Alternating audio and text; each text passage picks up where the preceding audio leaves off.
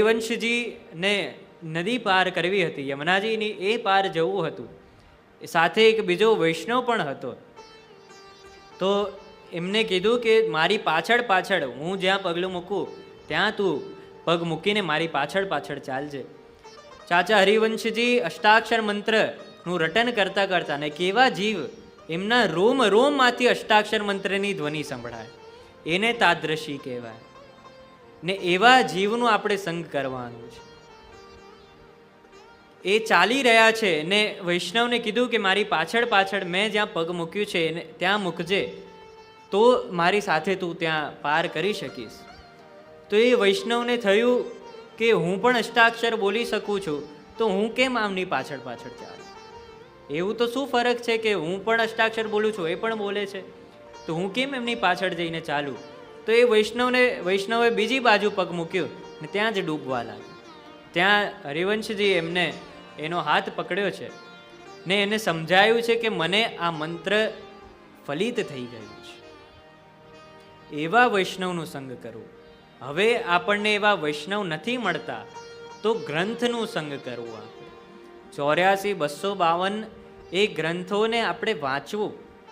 શ્રી ગોકુલનાથજી આ વાર્તાઓને તો સંપૂર્ણ મહાપ્રભુજીની જે સુબોધની છે એનું ફલરૂપ આ વાર્તાને કહે છે. 84-252 વાર્તા એવા જીવ થયા છે, એનું સંગ આપણે કરવું. આ કલિકાલમાં સંગ દોષનું આપણે ધ્યાન રાખવાનું. ચાલતા ફરતા આપણને દુસ્સંગ મળી જાય છે. દુસ્સંગ આપણે શોધવા નથી જવું પડતું, પણ સત્સંગ આપણે શોધવું પડે છે. ખૂબ સુંદર આપણે ત્યાં એક પદ છે, તજ મન હરિ વિમુખન કો સંગ, જાકે સંગ કુબુદ્ધિ ઉપજત હૈ. કે જેના સંગથી તમને કુભાવ જાગે એ વ્યક્તિનું સંગ નહીં કરવું. જેના સાથે વાત કરીને તમને ઠાકુરજી યાદ આવે એવા વ્યક્તિનો સંગ કરવો. વૈષ્ણવ જે હોય એની વાણીને નિયમમાં રાખે, ક્યારે શું બોલવું ક્યારે શું ન બોલવું એ વૈષ્ણવને એનું વિવેક હોવું જોઈએ. શ્રી હરિરાયજી બીજા શ્લોકમાં આજ્ઞા કરે શિક્ષાપત્રમાં, નિરુદ્ધ વચનો વાક્યમ આવશ્યકમ ઉદાહરણ, કે જીવ એની વાણીનું નિરોધ કરવું. વૈષ્ણવ બહુ બોલ બોલ કરવાનારો ના હોય કે આખો દિવસ ખાલી બોલ બોલ જ કરે. વાણીનું નિયમ રાખવું જોઈએ, વાણીને સંયમમાં રાખવું જોઈએ. જ્યારે કંઈ કહીએ તો ભગવદ નામ કહીએ, એ વૈષ્ણવ હોય છે. જેમ મેં કીધું ચિંતન કરવું, એ જ શ્લોકમાં આપ આજ્ઞા કરે છે કે મનસા ભાવયે નિત્યમ લીલા સર્વા ક્રમાગતા, કે ઠાકોરજીની લીલાનું ક્રમથી આપણે એનું સ્મરણ કરવું. એટલે અહીંયા સ્મરણ ઉપર અહીંયા ભાર આપ્યું છે મહાપ્રભુજીએ આ શ્લોકમાં, કે નિવેદનમ તું સ્મર્તવ્યમ સર્વથા તાદ્રશેર્જને. એવું નથી કે કોઈના સંગથી જ આપણે સ્મરણ કરવું, પહેલાં તો પોતે કરવું, પછી બીજા સાથે કરવું. સર્વથા સ્મરણની અહીંયા મુખ્યતા છે. મુખ્ય સ્મરણની વાત છે કે સ્મરણ કરતા રહેવું. જેમ મેં કીધું કે સ્મરણ માત્રે આરતી વિનાશનમ, કે સ્મરણ માત્રથી સકલ આરતીનું વિનાશ થાય છે. એટલે સ્મરણ જરૂરી છે, ચિંતન જરૂરી છે, કે ઠાકોરજીનું ચિંતન આપણે કરીએ. નિવેદન આપણું સાચું ત્યારે જ કહેવાય કે જ્યારે આપણે સર્વ વસ્તુનું સમર્પણ સાચી રીતે કરીએ. જેમ મેં કીધું કે પૂર્વ ભૂમિકામાં શ્રી ગુસાઈજી આખું બતાવે છે કે આપણે બધું સમર્પિત કરી દીધું, તો એ સમર્પિત વસ્તુ આપણે યુઝ કરાય કે ના કરાય, એ બે પક્ષ ગુસાઈજી મૂકે છે. કે સમર્પિત વસ્તુ આપણે બધું સમર્પિત કરી દીધું, આત્મા સહિત આપણે બધું સમર્પણ કરી દીધું. ઘર, આપણું પરિવારના જેટલું, જો મુખ્ય વસ્તુ છે આત્મા અને દેહ, એટલે આત્મનિવેદન કહેવાય છે. આપણી આત્મા સહિત આપણે બધી વસ્તુનું નિવેદન કરીએ છીએ. આત્મા એ પરમાત્મા સાથે જોડાયેલી છે ને દેહ એ લૌકિક વસ્તુ સાથે જોડાયેલી છે. દેહ છે તો જ ઘર છે, દેહ છે તો જ અન્ય બધી વસ્તુઓ છે.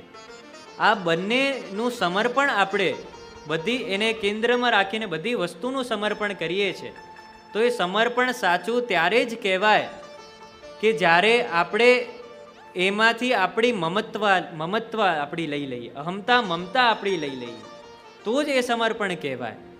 આપણે માનીએ કે આ મારું છે, મારા માટે છે, તો હજી આપણું નિવેદન કાચું છે, હજી આપણી સમર્પણ આપણું કાચું છે. તો જે હું કહેતો તો ગુસાઈજી બે પક્ષ મૂક્યા છે કે આપણે બધું સમર્પિત કરી દીધું, તો એ વસ્તુ આપણાથી લેવાય કે ના લેવાય? એમાં તો જે ઠાકોરજીની વસ્તુ છે એ આપણે કઈ રીતે પ્રયોગ કરી શકીએ? એટલે બીજું પક્ષ આપ મૂકે છે કે જે અસમર્પિત છે, કે જે ઠાકોરજીને સમર્પિત નથી કરી, તો એ આપણે કઈ રીતે યુઝ કરી શકીએ? જે ઠાકોરજીને જ નથી સમર્પિત થઈ, તો એ આપણે કઈ રીતે આપણા ઉપયોગમાં લઈ શકીએ? એ આપણે ઉપયોગમાં લઈએ તો આપણી સ્વધર્મની હાનિ થાય.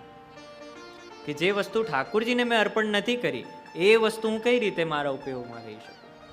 તો ત્યાં એનું નિવારણ આપ આપે છે કે જેટલી બી વસ્તુ છે એ આપણને મહાપ્રભુજી આપણું સમર્પણ કરાવ્યું, પણ ઠાકોરજી આપણને પ્રસાદત્વેને એ પાછી આપે છે.